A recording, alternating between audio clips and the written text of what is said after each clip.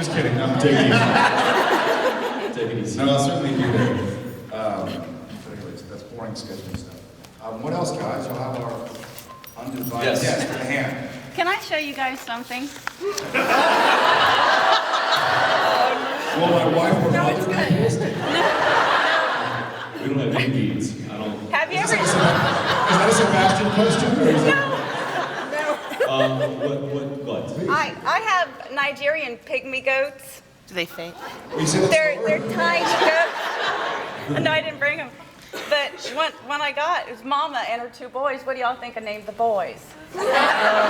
Jensen and Ackles. Nothing says pygmy goat. Yeah. I named them Sam and Dean. Yeah. Cliff is right behind you. He's gonna steal that. Hi, Cliff. He's the one with the arms. But what's funny is, when I got them, they were like 4 months old, so they were so tiny. And so I put dog collars on them, and so I had Dean in green, and then Sammy had orange.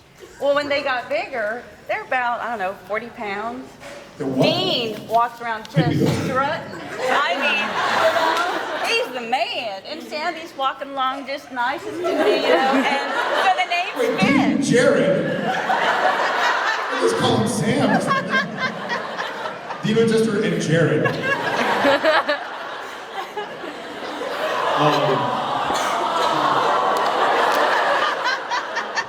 And the deep one's bigger? Yeah.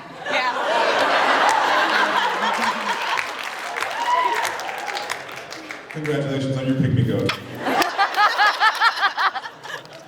What, Nigerian pygmy goat? Are there a lot of Nigerian pygmy goat collectors here? No. Oh, I was like, just kidding. Yeah. You got them all over the place. They're under the table. Smell this chloroform. It's a bad joke. Does this rag smell like chloroform to you? That's Jay's pygmy goat. Yes, how are you? Do you wish there was more hand-to-hand combat, like in skin, like Yes. Davis versus Yes. Yeah. We do. What was James was skin where brothers fought from where we had that big open pool table fight. Yeah, that was, and we had rehearsed that frag, like came in on like a Saturday or something. Yeah. Actually, and rehearsed all the movements and everything. And it was, Keep it going. Man, I can't. I wouldn't really like to do that, but I would definitely like to have more of that combat stuff. We don't do too much of that. More chilling. Although we're doing some serious stunts in like the episode we just did, and this current what we're doing right now. You're fine. Our four stunt doubles are earning. Yeah, they're picking it up. Yeah, Dean goes flying into a few things, and Dean always gets the crap beat out of him. By girls. Which, yeah, and by women, it doesn't matter. Why? Dean the pygmy goat. And oddly enough, it's by a female again this time. See? Yeah, I get thrown into a bookcase, and then I get dropped onto a wooden table that splits, and then thrown into a set of French doors. And unfortunately, Todd, my stunt double, was having to do most of this. And the table didn't break. So imagine, if you will, he was on a riser, much like these things we're standing on, but at the level of the table. So he was at the same height as the table, and basically running off it, jumping up as high as he can, and landing in the center of this big, maybe 7 foot. It's basically like doing it on the ground. It's basically like running. And trying to split it with his back, and it was supposed to score, which, so it was cut on the other side, so it was supposed to just fold in like that, and it did not. And so you just hear this, boom! And Todd just kind of rolls off the table. He's like,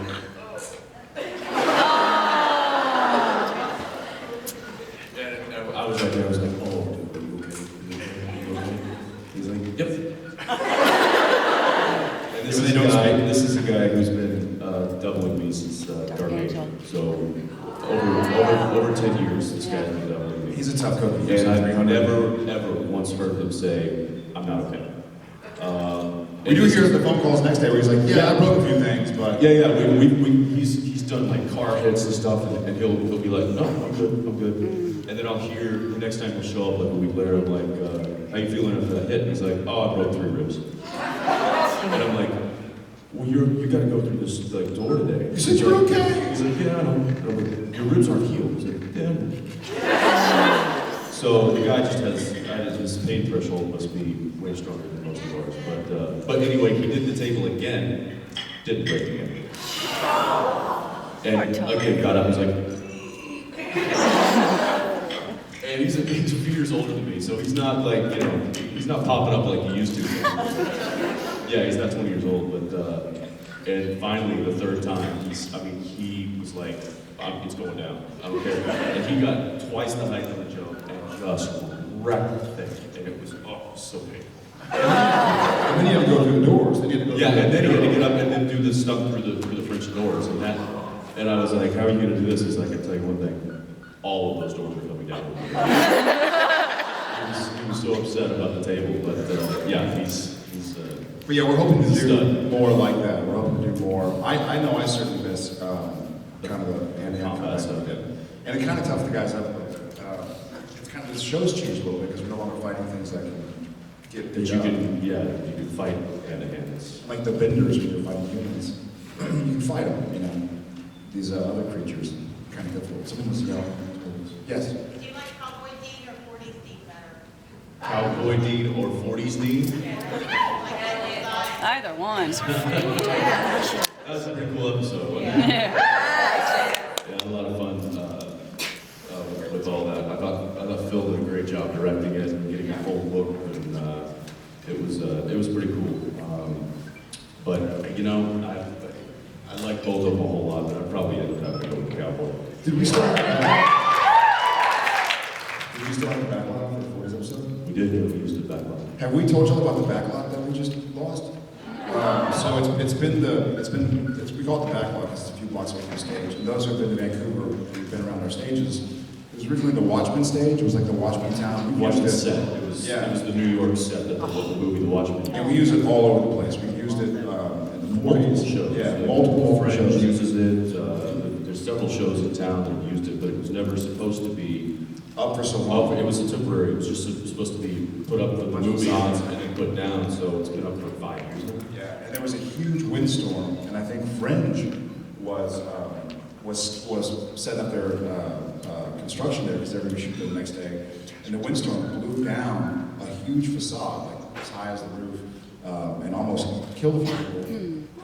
So they shut the backlot down. So now we have to find a different place. Well, they called in inspectors basically, and they deemed engineers in that they were like, this is not work safe.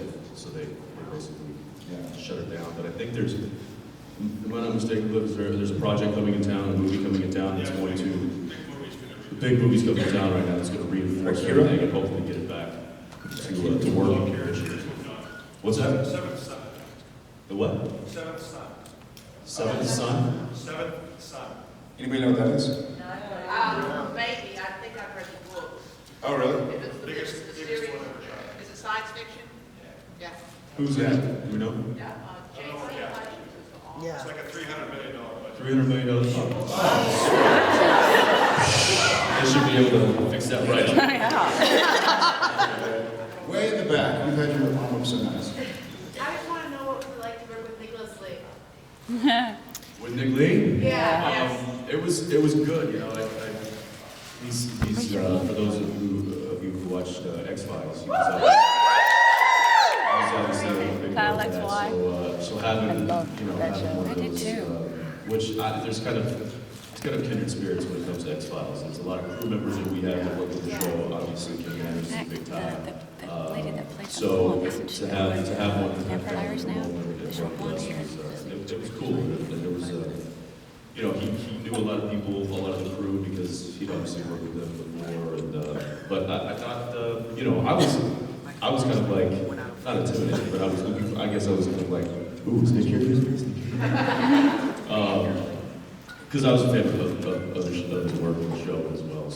So it was cool. He was fun to work with, and I thought he did a good job. I liked him. Oh, yeah. Yeah. a nice guy.